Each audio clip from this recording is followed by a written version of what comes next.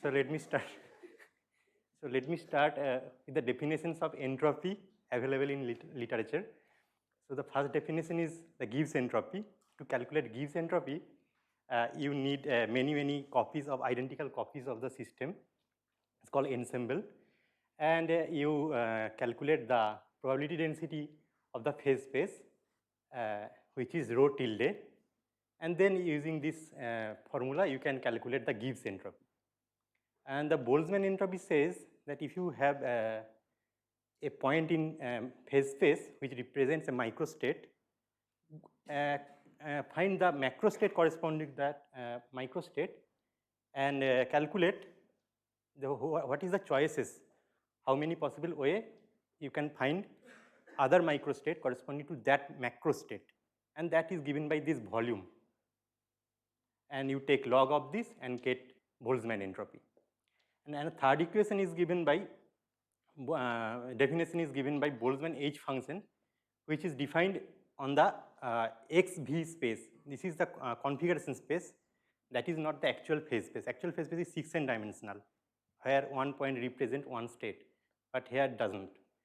So you calculate the distribution function in the XV space and take this log of that multiplied by the same function, and using this formula you can get Boltzmann H function. So for ideal gas and in equilibrium, all three give you same result.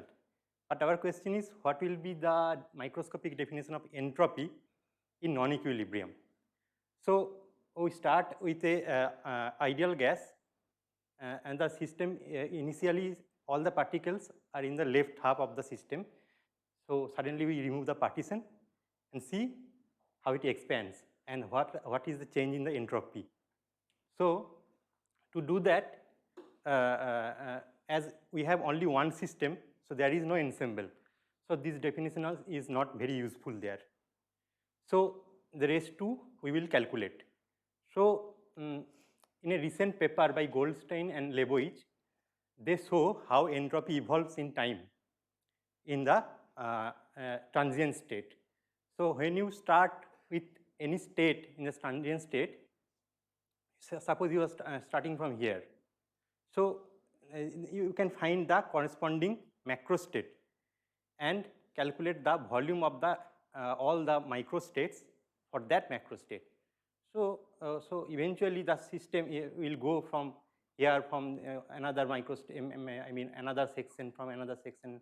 So it will go larger section as time goes, and eventually it will reach the largest section, which is actually represent the equilibrium state.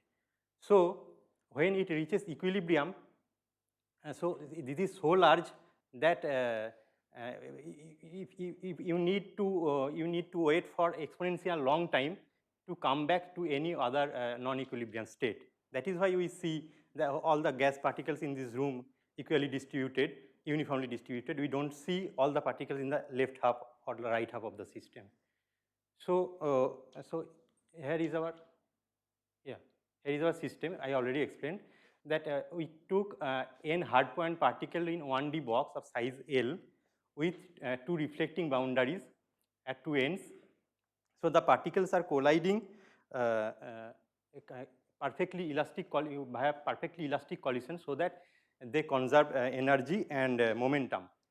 So the Hamiltonian will contain only the kinetic term, and as the masses are equal, so when they collide, two particles will replace each other. So by exchanging the tag of the particles, we can say effectively the system is non-interacting. So for this non-interacting case, with this initial condition, that is all particles in the left half of the system, and velocity is drawn from Maxwell distribution, we will try to see what is the entropy with time. So we define three fields: density field, momentum field, and energy field for this system, and we calculate them from probability, finding the particle in some position, and taking average over initial condition, we calculate these three fields analytically. They may look very bad, for example this energy field, but they captures the simulation result very well. So here we plot three fields, density, momentum, and energy with position x for different time 0, 50, 100, and 200. So points are the simulation result and lines are the analytical result. They capture well. So we use these three fields to calculate the entropy. So first we calculate the H function as we defined earlier. So we need to calculate this F, and we calculated this H function both analytically and simulation. So here also the line is the analytical result and point is the simulation result. So you can see, so when we grid the system, I mean it's not the system, the XV space of cells of size d mu. So we plot here for two different d mu. So keeping dx fixed, we changed dv. So for lower dv, so the lower d mu, it is increasing, but the increment saturates. I mean, it's slowing down. So this is not a very good candidate to describe entropy in the transient state. So next, what we do, we break the whole system in many subsystems. So say K subsystem, and we calculate the entropy using Boltzmann definition in each subsystem. And we say that the entropy for the whole system will be just sum of the entropy of all the subsystems. So how do we calculate entropy for each subsystem? We use this formula. This formula is very well known in the textbook, where we need to calculate this Ek, Nk, and we calculate these things using the fields. I mean, we already have that. So we calculate this entropy and we plot it with time. So we see both from simulation and analytic that it is increasing with time. Okay. So, so it is increasing. Now we try to capture this entropy production, the increment of the entropy from hydrodynamics. So if you search in Google what is the hydrodynamic equation for ideal gas, you will get that the Euler equations are the hydrodynamic equation for ideal gas. Where, as you already know, this is the density field, velocity field, and energy field. The new term is the pressure term. But using the equation of state, we can easily write down the pressure term in terms of three other fields, right? So eventually, we know all three equations. So, and we use this thermodynamic relation, and we get that del S del T is 0 for this system. But in the previous plot, we see that it is not 0, it is increasing. So what is the problem? So the problem is with the hydrodynamic equation. The first two equations are right, and we found the third equation is not correct. There is an extra term, we call it W. And following the similar way, okay, similar calculation using this relation, we calculate that the entropy change with time is given by this right hand side. Okay, so this is the entropy change given by the hydrodynamics, and we also have the entropy change from the definition here. So we compare those two results here in this plot. So the line is the from the definition, and the point is from the hydrodynamics, and they agree. Okay, and they always positive. So why we call this SB as a good candidate to define entropy in the transient state? And the first point, obviously, it increases with time in the transient state. The second point, it converges with finer grid size, unlike H function. And the third point is consistent with hydrodynamics equation of state, and it satisfies the thermodynamic relation, like they combine mixed relation from the two thermodynamic laws, first law and second law. So we say this is a good candidate to define entropy in the transient state for ideal gas. Thank you.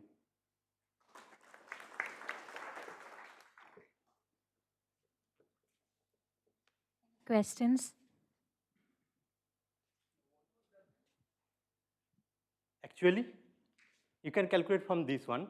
Actually, we found that this equation satisfies some other function, other field. Okay, so if you go to the definition of field, so you can see that energy field is defined in this way.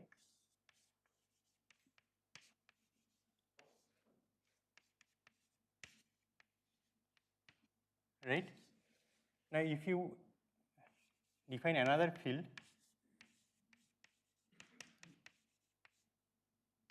Vi cube, this actually satisfies the third equation. I mean, this is the current in the third equation. So from that current and the Euler current, you can calculate the W. You didn't understand, right? Okay, I will explain later.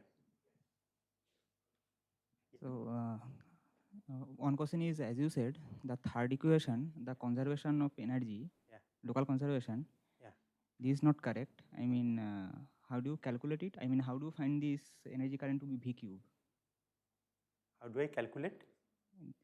You said there is an energy current. Energy current, yeah, the energy is conserved. Oh. That is not any, there is no dissipation. I mean, you can write down W as a current form, I mean, as a del X form. Okay, so there is some additional term which was missing earlier. Yeah, yeah. Okay, so how did you find that? From the Boltzmann transport, I mean. Okay, from. Yeah. And there is another question.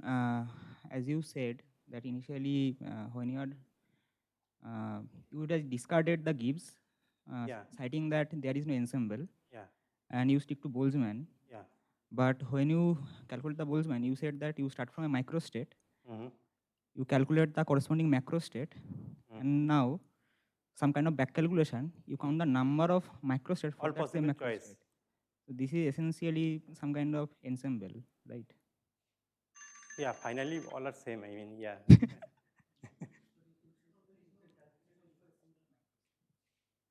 but I am calculating SB.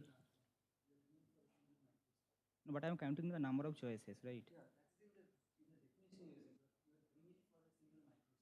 No, for example, when you are doing the experiment, doing a single experiment, doing the partition, particle spreads. So there the system does not count. It has starting from a unique microstate and then it spreads.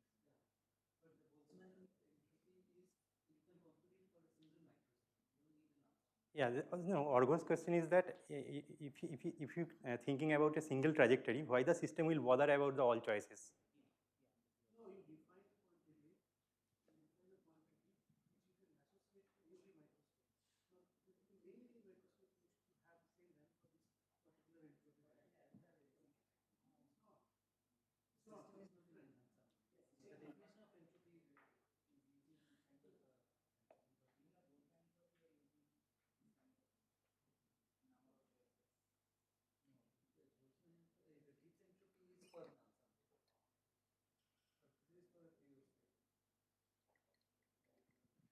So for your reference, yeah, so Deepak Dhar in that famous restaurant problem asked the same question. Why that deterministic system will bother about all choices? Okay, yeah. Any other question? Okay, let's thank our speaker.